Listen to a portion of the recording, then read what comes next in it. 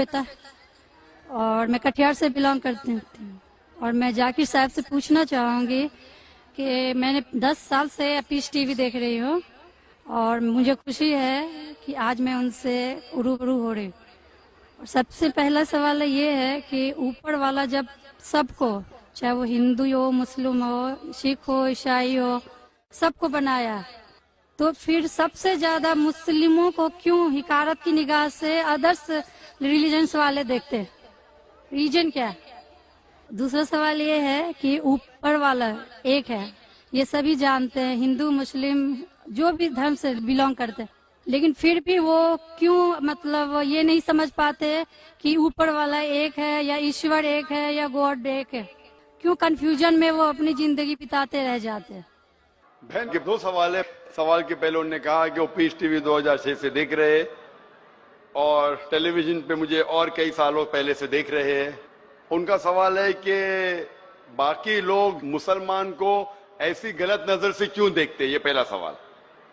और दूसरा सवाल कि सब मजहब वाले जब जानते खुदा एक है तो एक खुदा में क्यों नहीं मानते? इनके दो सवाल है। बहन, पहला सवाल जो आपका था कि लोग मुसलमान को गलत नजर से क्यों देखते हैं, इसकी मेन वजह है, जैसे मैंने पहले कहा, वो है मीडिया।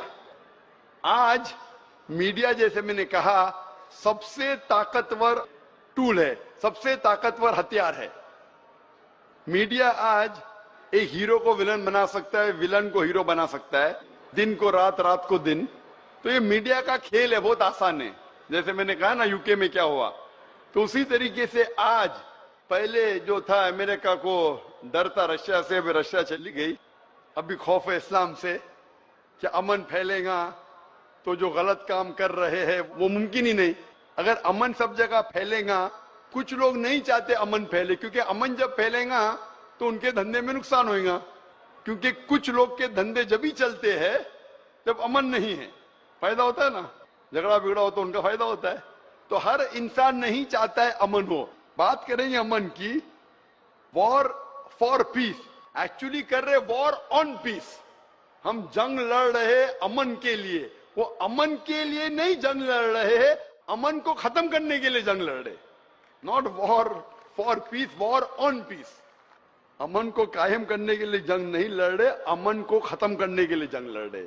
तो ये मीडिया है बहन, मीडिया इतना पावरफुल है, इसीलिए मैं कहता हूं मुसलमान मीडिया में पीछे है। हमको मीडिया के जरिए सही पैगाम पहुंचाना चाहिए। बहन, आप देख रहे पीस टीवी 6 साल से पहले, उसके पहले आपने दिगर चैनलों पे मुझे देखा। मैं पूछना चाहता हूं आपसे, आपको कैसा लगता है इस्लाम का मतलब पीस टीवी देखने के बाद? आपके क्या ख्यालात है इस्लाम के बारे में? मैं बचपन से ही एक चीज के खिलाफ रही हूँ कि मूर्ति पूजा, जो कि हमें कभी भी पसंद नहीं पड़ा। जो ऊपर वाला हमें बनाया, तो हम जिसको बना के पूछते हैं उसमें शक्ति कैसे हो सकती है? फर्स्ट।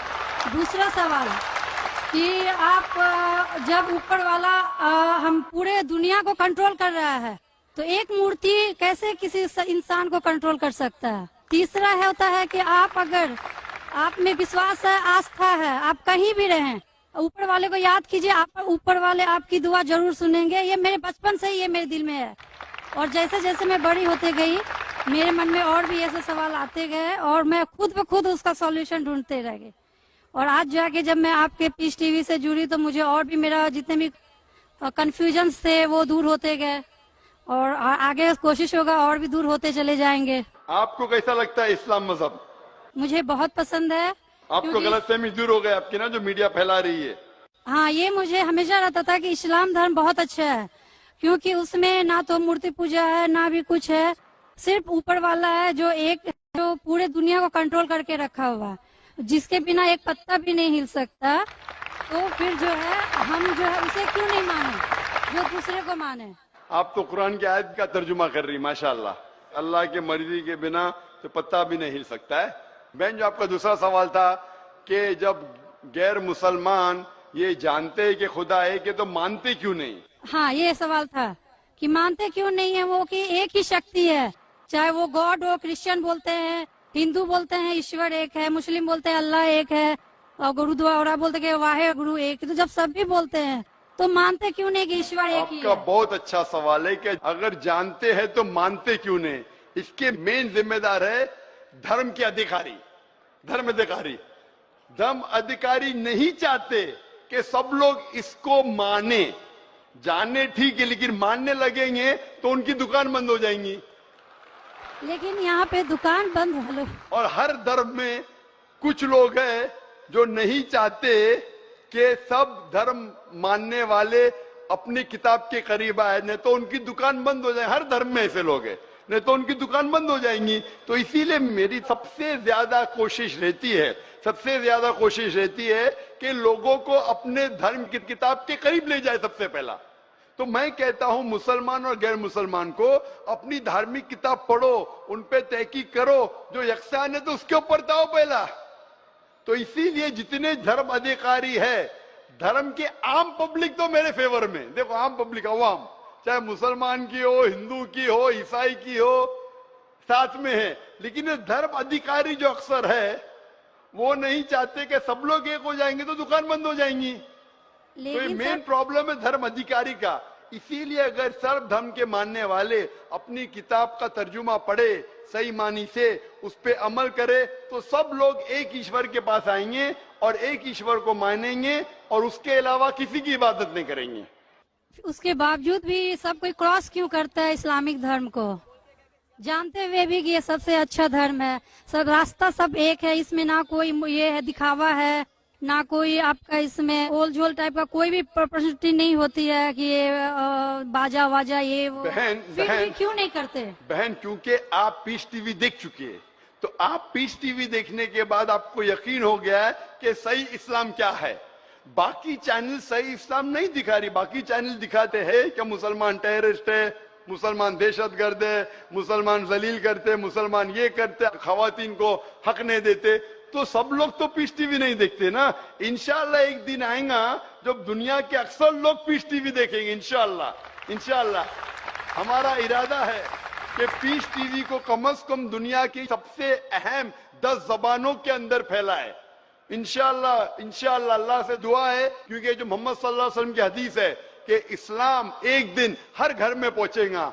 तो अल्लाह ताला से दुआ है कि हमें वो जरिया बनाए कि सही इस्लाम दुनिया के हर घर में फैलेगा इंशाल्लाह। बहन, मैं आपसे पूछना चाहता हूँ, आप मानते कि खुदा एक है? मैं बचपन से मानती हूँ ऊपर वाला एक है। आप मानते कि मोहम्मद सल्लल्लाहु अलैहि वसल्लम आखिरी पैगंबर है?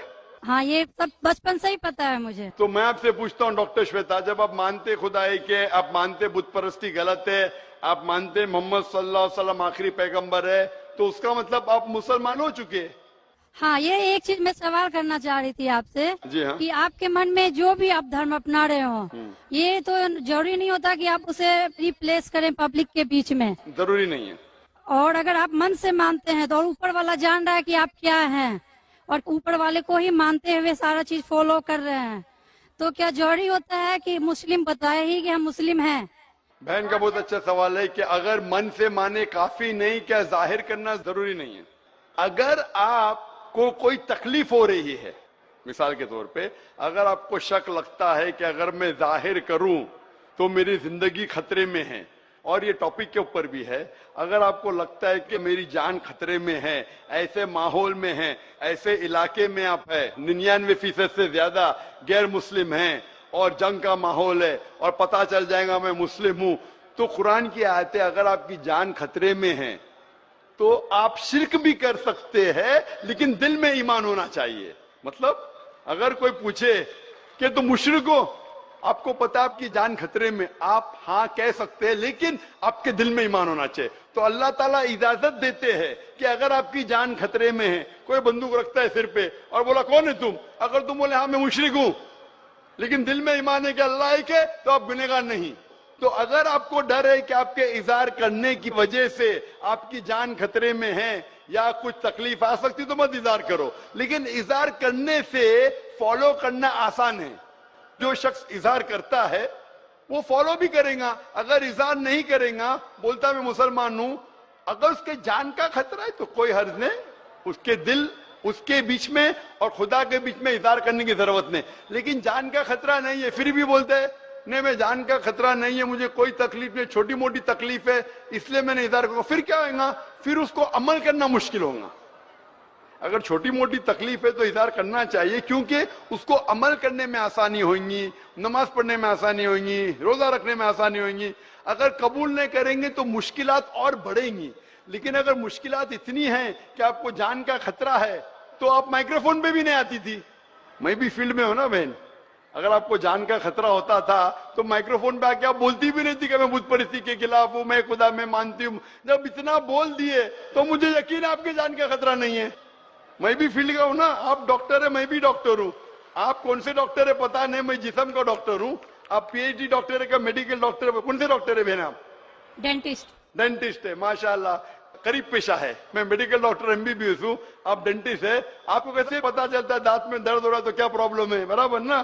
तो वैसा मुझे भी थोड़ा थोड़ा पता चल जाता। मैं जिस्म के डॉक्टर के अलावा रूहानी डॉक्टर भी हूँ माशाल्लाह।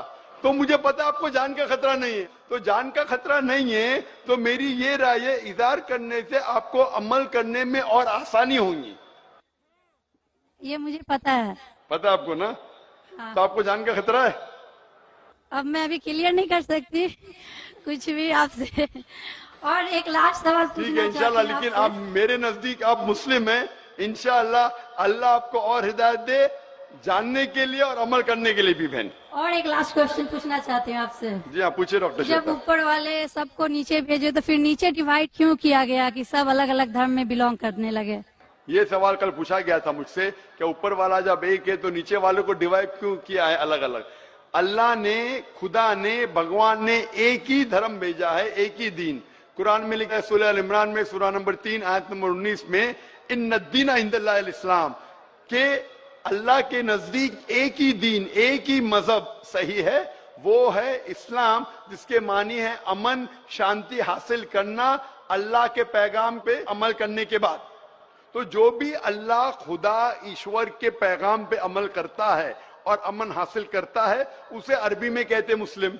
लेकिन क्या हो गया कि क्योंकि खुदा ने बहुत से पैगाम भेजे और जितने पैगाम पहले आए थे वो महदूद थे एक ग्रोह के लिए, और वो पैगाम वैलिड था एक वक्त के लिए, क्योंकि खुदा जो सब कुछ जानता है वो जानता है कि 1400 साल पहले इंसान पूरे पैगाम को हजम कर सकेगा, समझ सकेगा।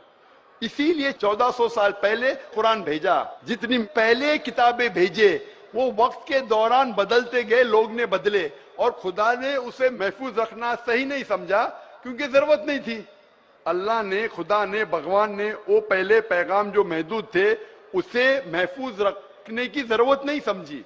लेकिन क्योंकि आखिरी पैगाम कुरान 1400 साल पहले जब भेजा, कुरान में अल्लाह लिखते हैं सूरह हिजर में सूरह 15 आयत नंबर 9 में कि हमने कुरान नाजिल किया है और हम इसे महफूज रखेंगे, क्योंकि ये आखिरी पैगाम है, इसके बाद कोई पैगाम नहीं आने वाला है। इसीलिए वो सिर्फ एक ग्रोह के लिए नहीं, सिर्फ मुसलमान के लिए नहीं, सिर्फ अरबों के लिए नहीं, सारे इंसानों के लिए, और सिर्फ एक वक्त के लिए महदूद नहीं, ता क़यामत है। क्योंकि इसके बाद कोई पैगाम नहीं आने वाला, ये पैगाम को कोई बदल सकता ही नहीं। इसीलिए जितने पुराने पैगाम हैं, बदलने के बावजूद उनमें जो मेन बात है, जो असल बात है तौहीद की, कि खुदा एक है, उसके अलावा कोई माबूद नहीं, और बुत परस्ती नहीं करना चाहिए, मूर्ति पूजा नहीं करना चाहिए, सारे मजहब की किताबों में मौजूद है। वो अलग बात है कि धर्म अधिकारी इनको आम नहीं करते अपने लोगों के सामने, इसलिए लोग को गलत फहमी है कि जाकिर सिर्फ अपनी मजहब की बात कर रहा है। अरे मैं उनकी मजहब की बात भी कर रहा हूं। तो लोग जब तहकीक करने लगते हैं तो पता लगता है कि ये तो सही बात कर रहा है। तो एक चीज अल्लाह ने किया है, अल्हम्दुलिल्लाह, भगवान ने, ईश्वर ने, कि ये मेन पैगाम तौहीद का महफूज रखा है, और इसमें यह भी महफूज रखा है कि आखिरी पैगंबर आने वाले मोहम्मद सल्लल्लाहु अलैहि वसल्लम है। Hope that answers the question.